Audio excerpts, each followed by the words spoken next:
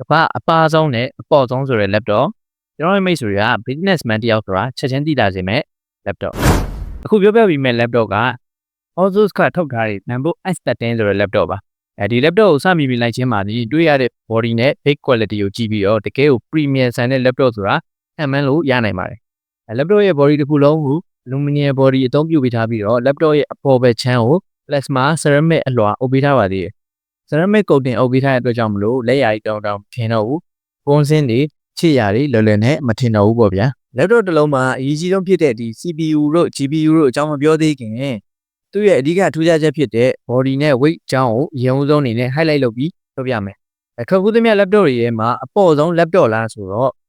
သူ့ထက်ပိုပေါ့တဲ့ laptop တွေဖွင့်ထားတာရှိတယ်Asus ရဲ့ဒီ Zenbook A14 တို့လိုမျိုး laptop တွေဆိုရင် Zenbook S13 ထက်ပိုပြီးတော့ပေါ့screen size လည်းပိုပြီးကြီးတယ်ပိုပြီးတော့လည်းပေါ့တယ်ပေါ့နော်ဒါပေမဲ့ဒီ laptop တွေကဒီ Zenbook S13 လောက်တော့ပါမနေဘူးနောက်ပြီးတော့တခြားသော laptop တွေပေါ့တယ်ပါတယ်ဆိုတာမျိုးကဒီ build quality ဘိုင်းမှာ weight short ထားလို့မလို့ပိုပြီးတော့မှပါနေပေါ့နေတာမျိုးပြောရရင် premium ဆန်တဲ့ဆိုရက်ခံစားချက်မျိုးကိုမရဘူးပေါ့ဗျာဒါပေမဲ့ဒီ Zenbook S13 ဆိုတဲ့ model မှာတော့ပေါ့ကျင်တိုင်းပေါ့ပါကျင်တိုင်းပါနေရမျိုးမဟုတ်ဘဲနဲ့အဲကို build quality ကောင်းကောင်းနဲ့သိရန်လိုက်ဖြစ်နေတဲ့ laptop မျိုးလို့ပြောရင်ပုံမှန်ပါလိမ့်မယ်ဒီ laptop ရဲ့ body ကပါသလောက်သူ့မှာပါတဲ့ ports တွေကတော်တော်လေးစုံစုံလင်လင်ရှိတာကိုတွေ့ရတယ်Thunderbolt 4 support တဲ့ USB-C တစ်ပေါ့ USB-A တစ်ပေါ့နဲ့ 2.5mm audio jack တို့ပါဝင်ပါတယ်နောက်ပြီးတော့ဒီကောင်မှာကြီးကျူးစရာအနေနဲ့ကဒီ HDMI ပေါ့ပါလာတာပါ laptop body က HDMI ပေါ့နဲ့အပြည့်ဖြစ်နေလောက်တဲ့အထိကိုပါတယ်ပေါ့နော်ဒီလောက်ပါတဲ့ body မှာပုံမှန်ခြား laptop တွေဆိုရင် HDMI ပေါ့မထည့်ပေးကြတော့ဒီ Apple ရဲ့ MacBook တွေမှာဆိုရင် USB-C ရွေးထည့်ပေးကြတော့ဒါပေမဲ့ဒီကောင်မှာတော့ USB-C လည်းပါသလို HDMI ပေါ့လည်းပါလာတယ် laptop နဲ့ monitor နဲ့ချိတ်ပြီးတော့ multitasking လုပ်ချင်တဲ့သူတွေအတွက်ကတော့ပိုပြီးအဆင်ပြေတယ်လို့ပြောလို့ရမှာပါနောက်ပြီးဒီ laptop ရဲ့ hinge ကို Asus ကနေပြီးတော့မှ Argo Lift design နဲ့ပြုလုပ်ပေးထားတယ်laptop ကိုဖွင့်လိုက်တာနဲ့ကြွတက်သွားတဲ့ design ခြားရတဲ့အပိုင်းမှာပိုပြီးတနောက်တတာဖြစ်စေမဲ့ position မျိုးလုပ်ပေးလိုက်တော့နောက်ပြီးတော့သူ့မှာပါတဲ့ touchpad က73လက်မ laptop တစ်လုံးအနေနဲ့တော်တော်လေးကြီးတယ်လို့ပြောလို့ရမယ်MacBook trackpad တွေလောက်နီးနီးကိုကြီးတယ်trackpad ကိုအဓိကအသုံးပြုတဲ့လူတွေအနေနဲ့ကတော့ပိုပြီးအားရစရာကောင်းတယ်လို့ဆိုရမှာlaptop body ပါတာနဲ့အများသူ့မှာလည်းပေးဆက်လိုက်ရတဲ့အပိုင်းကြီးငင်းတဲ့အများတော့ရှိတယ်speaker အတန်တို့အရင်မကျဲတာတို့ overheat ဖြစ်တာတို့အဲ့လိုမျိုးပြဿနာတွေရှိရပါတော့speaker အတန်တော့မကျဲဘူးဆိုတာကလည်းသူ့ဈေးဝန်းကျင်မှာတွေ့ရတဲ့ bot တွေလောက်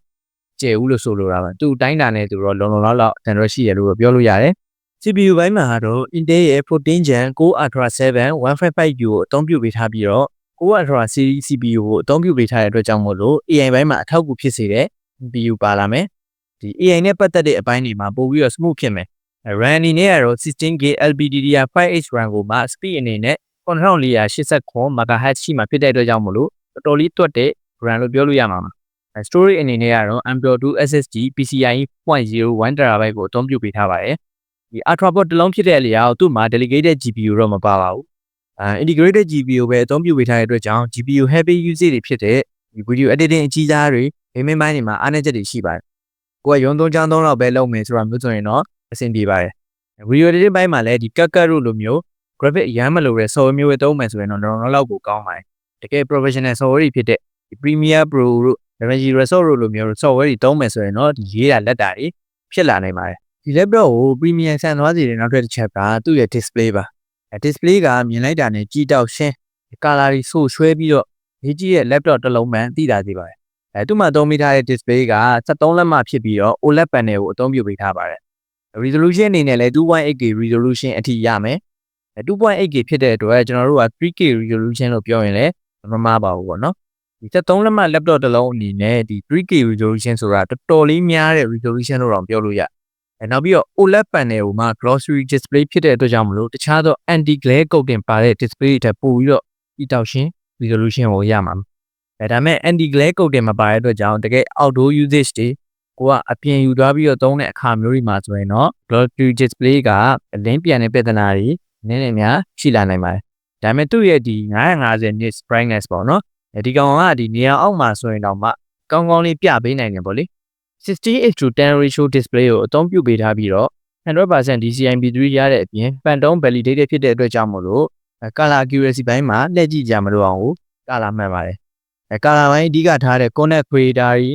photographer တွေ graphic designer တွေအတွက်တော်တော်လေးကိုအသင့်တော်ဆုံး display ပါ။ဦးလေးဖြစ်တဲ့အတွက်ကြောင့်မလို့ true plus ဖြစ်မဲ့ contrast ဘိုင်းပြောစရာမလိုအောင်ကောင်းမယ်။နောက်ပြီးတော့ဒီရုပ်ရှင်ကြည့်တာတို့ YouTube ကြည့်တဲ့အပိုင်းတွေမှာလှလှပပနဲ့ရုပ်ထွက်ကောင်းကောင်းလေးကြည့်လို့ရမယ်ပေါ့နော်။ဒါပေမဲ့သူ့ရဲ့ display က 60Hz ဖြစ်နေတဲ့အတွက်ကြောင့်မလို့ social media သုံးတဲ့အပိုင်းတွေမှာအရင်ကြီးတော့ smooth ဖြစ်နေမှာလို့တော့မဟုတ်ဘူး။ဒီဈေးဝန်းကျင်မှာတွေ့ရတဲ့ laptop တော်တော်များများကဒီ 90Hz သုံး 120Hz display တွေကိုတုံးနေကြတဲ့အချိန်မှာဒီကောင်က 60Hz ဆိုတော့နည်းနည်းတော့ downgrade ဖြစ်တယ်။ဒီတစ်ချက်ကိုလည်းမေ့ထားလို့မရဘူးပေါ့နော်။နောက်တစ်ခုအနေနဲ့သူ့ရဲ့ display က touch screen မရဘူး။ touch screen ကမရဘူးလဲကိစ္စမရှိဘူးဆိုပေမဲ့ဒီလို laptop ပါပါလေးတစ်လုံးမှာ touch screen လေးတုံးလို့ရမယ်ဆိုရင်တော့ tablet လေးတစ်လုံးကိုအသုံးပြုနေရတယ်လို့မျိုး feeling မျိုးလေးရနိုင်မယ်ပေါ့ဗျာ။နောက်ပြီးတော့သူ့ရဲ့ display ကိုအနောက်ကို180 degree လောက်ထိချိုးချလိုက်လို့ရမယ်။ laptop hinge အနေနဲ့လည်းသူကလက်တစ်ဖက်ထဲနဲ့ဖွင့်လို့ရမှာပေါ့။ဒီလောက်ပါနေတဲ့ laptop တစ်လုံးကိုလက်တစ်ဖက်ထဲနဲ့ဖွင့်လို့ရတာချီးကျူးစရာကိစ္စပဲပေါ့နော်။ပြောရင်ဒီ laptop မှာလူအများငေးလောက်တဲ့ design တွေ big quality တွေအပြည့်ပဲ။ခင်ဗျားအပြင်ကိုခဏခဏထွက်ပြီးတော့အလုပ်လုပ်ရတဲ့လူမျိုးကိုဗီဇိုင်ထိုင်ရင်းနဲ့ laptop သုံးနေတာပဲဖြစ်ဖြစ်တွားလီက laptop လေးတည်သွားပြီးတော့မှအလုပ်လုပ်တဲ့ချင်းရှိတယ်ဆိုရင်လွယ်ထဲပဲတည်သွားမလားလက်ကပဲကင်သွားမလားဘာဘာနေလွယ်ကူကူနော်စမတ်ချက်ကြလေးတည်သွားလို့ရတယ် laptop ဆိုတာထက်ပေါ့နော်ဒီစာအုပ်လေးတစ်အုပ်ကင်ထားသလို feeling မျိုးလေးရမယ်အရန်အောင်မှာ smart ကြတဲ့ laptop တစ်လုံးဖြစ်မယ်ခင်ဗျားက laptop တစ်လုံးကို game လဲဆော့မယ်အလုပ်လဲလုပ်မယ် graphic performance ကောင်းကောင်းလဲလိုချင်တယ်laptop ကိုပြီးထားတဲ့ဈေးနဲ့တန်အောင်သုံးမယ်ဆိုတော့ price to performance user တယောက်ဆိုရင်တော့ဒီ laptop ကခင်ဗျားအတွက်မဟုတ်ပါဘူးသူကဘယ်လိုလူတွေအတွက်ရည်ရွယ်ထားလဲဆိုတော့ကျောင်းသားတွေနောက်ရုံးသွင်းကျောင်းသုံးတယ် photo editing video editing ပုတ်ပုတ်ပပလုံးမဲ့သူတွေပေါ်ရှိုးကန်နေတဲ့သူတွေအဓိကရည်ရွယ်ထားပါတယ်နော်ဒါပေမဲ့သူ့ရဲ့ဈေးကမြန်မာငွေ45သိန်းနဲ့350ကျားမှရှိတဲ့အတွက်ကြောင့်တာမန်ကျောင်းသားတယောက်အနေနဲ့ကင်နိုင်ဖို့ကလည်းတေချာစဉ်းစားပြီးမှဝယ်ယူရမယ့်အနေအထားမှာရှိတယ်ခင်ဗျားရှိရှိသမျှအလုပ်အကုန်လုံးဘူးဒီ laptop ကိုဝယ်မယ်ဆိုရင်တော့ခင်ဗျားတို့အဆင်ပြေမှာမဟုတ်ဘူးတကယ်လို့ခင်ဗျားအိမ်မှာလည်း heavy usage အတွက်ကွန်ပျူတာတစ်လုံးရှိမယ်အပြင်သွားဖို့လည်းပေါ့ပေါ့ပါ laptop လေးတစ်လုံးလိုနေဆိုတော့ဒီ secondary device အနေနဲ့တော်တော်လေးတင့်တော်တဲ့ laptop လို့ဆိုနိုင်ပါတယ်ဆိုတော့ဒီ laptop ကဘယ်သူတွေနဲ့ကိုက်ညီမလဲ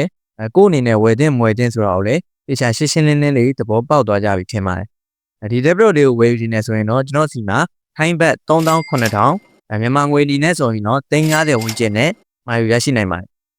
နောက်ဗီဒီယိုမှာလည်း laptop နဲ့ပတ်သက်တဲ့အကြောင်းအရာတွေကို share လုပ်ပေးသွားမှာမို့လို့ like and subscribe လေးလုပ်ခဲ့ဖို့မေ့ပါနဲ့အဆုံးထိကြည့်ပေးကြတဲ့အတွက်အားလုံးကိုကျေးဇူးတင်ပါတယ်